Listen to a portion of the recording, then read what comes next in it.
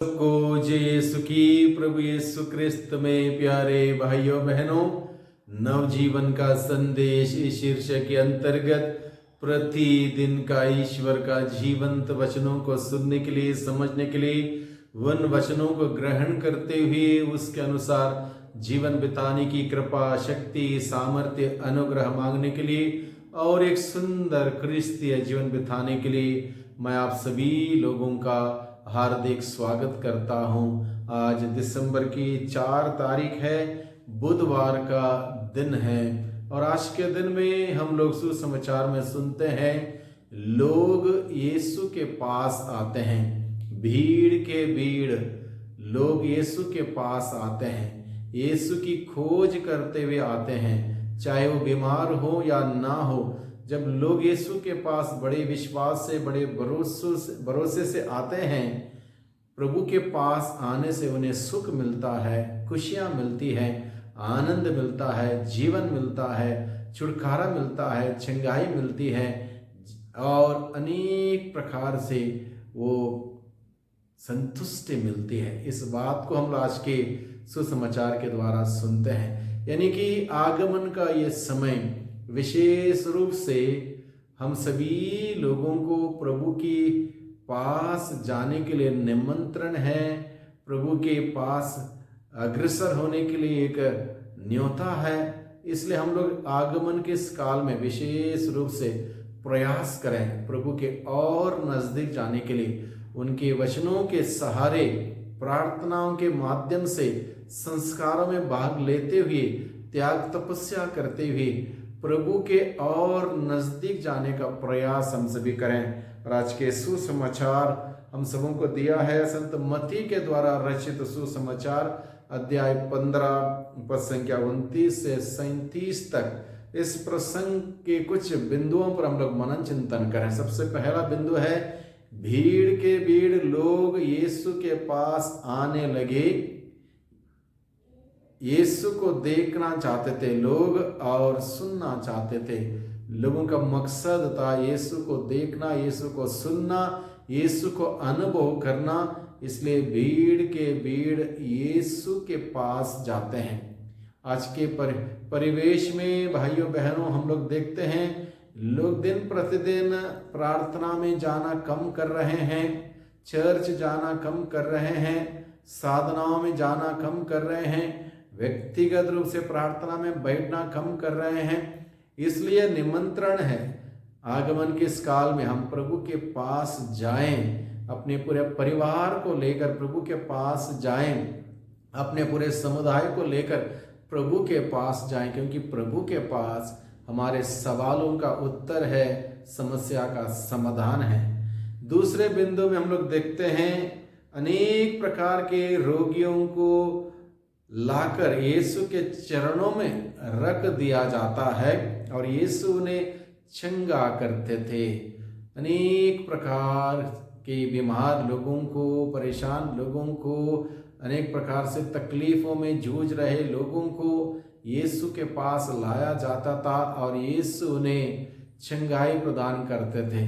तो हम सभी लोगों को भी चंगाई की आवश्यकता है। शारीरिक चंगाई हो, मानसिक चंगाई हो, मनोवैज्ञानिक चंगाई हो और आध्यात्मिक चंगाई हो, हम सबों को चंगाई की आवश्यकता है।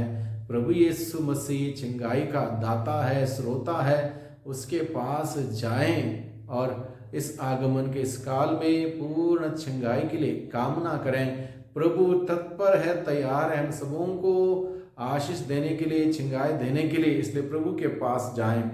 विशेष रूप से गूंगे लोग बोलते हैं, लूले लोग चलने लगते हैं, चंगे हो जाते हैं, लंगड़े चलते हैं और अंधे देखते हैं। इस प्रकार के अद्भुत कार्य का जिक्र आज के सुसमाचार में किया गया। यानी कि प्रभु यीशु मसीह हम सबों के जीवन में भी अद्भुत से अद्भुत, महान से महान कार्य करना चाहते हैं। जरूरत है कि हम प्रभु के पास जाएं, अपने जीवन को लेकर, जीवन से जुड़ी हुई समस्याओं को लेकर बड़े विनम्रता से उस प्रभु के पास जाएं। तीसरा बिंदु में हम लोग मनन चिंतन करते हैं, यह देखकर लोगों ने यीशु की स्तुति की।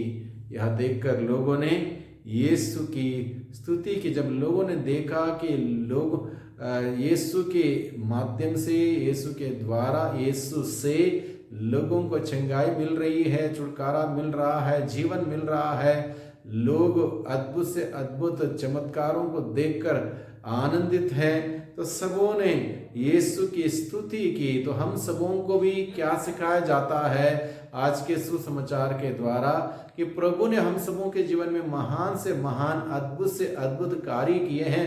उस प्रभु को धन्यवाद दें, उसकी स्तुति करें, उसकी प्रशंसा करें, उसका जय जयकार करें। ये कार्य करने के लिए आज का सुसमाचार हम सबों को बुलाता है, निमंत्रण देता है। अगले बिंदु में हम लोग देखते हैं, यीशु को लोगों को देखकर तरस आया। जब बहुत संख्या में बड़ी भीड़ के भीड़ लोग उनके पास आए, वचन सुनते रहे, 2-2 दिन 3-3 दिन तक वचन सुनते रहे, लोगों को देखकर प्रभु को तरस हो आया। यानी कि लोगों को देखकर तरस हो आना ईश्वर का स्वभाव है। ईश्वर लोगों को देखकर द्रवित होते हैं, अनुकंपा से भर जाते हैं, तरस खाते हैं। जब ईश्वर तरस खाते हैं, मनुष्यों के लिए कुछ विशेष कार्य करते हैं, और वही कार्य प्रभु यीशु ने लोगों के लिए किया, क्योंकि उनको लोगों को देखकर तरस हो आया। यीशु लोगों को खिलाना पिलाना चाहते थे, इसलिए तरस आने के बाद लोगों को खिलाना पिलाना चाहते थे, क्योंकि लोग 3 दिनों से लगातार प्रभु के वचनों को सुनते रहे। इसलिए प्रभु को मालूम था निश्चित रूप से वे लोग भूखे हैं, प्यासे हैं। आध्यात्मिक भूख जरूर उनकी मिट गई होगी प्रभु का दर्शन से, प्रभु के स्पर्श से, प्रभु के वचन से, लेकिन शारीरिक भूख के बारे में भी प्रभु अवगत थे। इसलिए प्रभु उनको खिलाना पिलाना चाहते हैं, क्योंकि प्रभु को तरस आया लोगों को देखकर। और वहां पर क्या उपलब्ध था?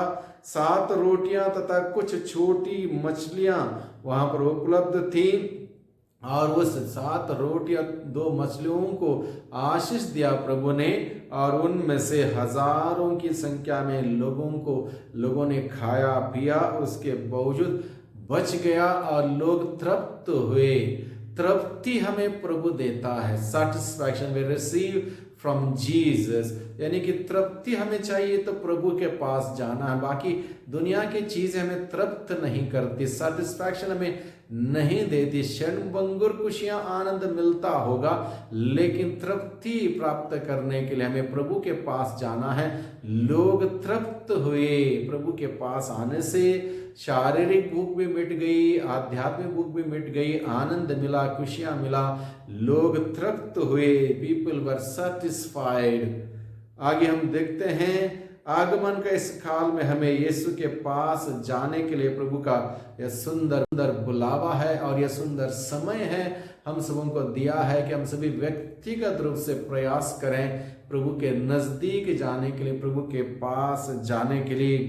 यीशु से आशीष पाएं, यीशु से आशीष पाएं। हम अपने बलबूते, अपनी क्षमता से, अपनी बुद्धि से, अपने पैसे की शक्ति से कुछ नहीं कर सकते जब तक यीशु की आशीष हमें नहीं मिलती। ईश्वर की आशीषों से सुशोभित रहें, इसलिए यीशु के पास जाएं, ईश्वर के पास जाएं।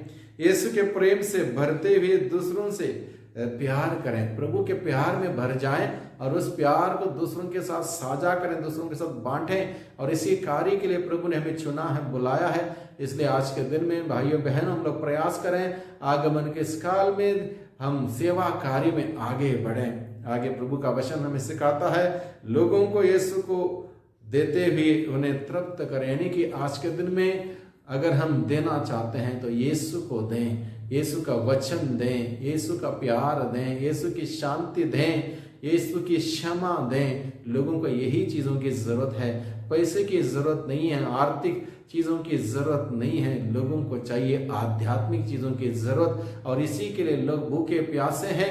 इसलिए यीशु के पास जाएंगे तो यीशु के प्रेम से हम भर जाएंगे, और उसी को बांटेंगे तो हम यीशु को देंगे। 25 दिसंबर को हम लोग क्रिसमस मनाएंगे, तो उस दिन तक हमें तैयारी का समय है। आगमन के इस काल में यीशु को कैसे देना है, इस बात को देने के लिए तैयार हो जाएं, सीखें, प्रभु के सानिध्य में जाएं, प्रभु के चरणों में बैठें, वचन सुने, वचन पढ़ें, अपने आध्यात्मिक जीवन को सुधारें, बेहतरीन करें, पश्चाताप करें, पाप स्वीकार करें, एक अच्छा सुंदर क्रिस्तीय जीवन के जीते हुए प्रभु को दूसरों के सामने प्रस्तुत करें, ताकि लोग मुक्ति पाएं, आनंद का संदेश पाएं, खुशियां पाएं। वही प्रभु की आशीष बरकत हम सबों पर सदा ही बनी रहे। सबको धन्यवाद, सबको जय यीशु की।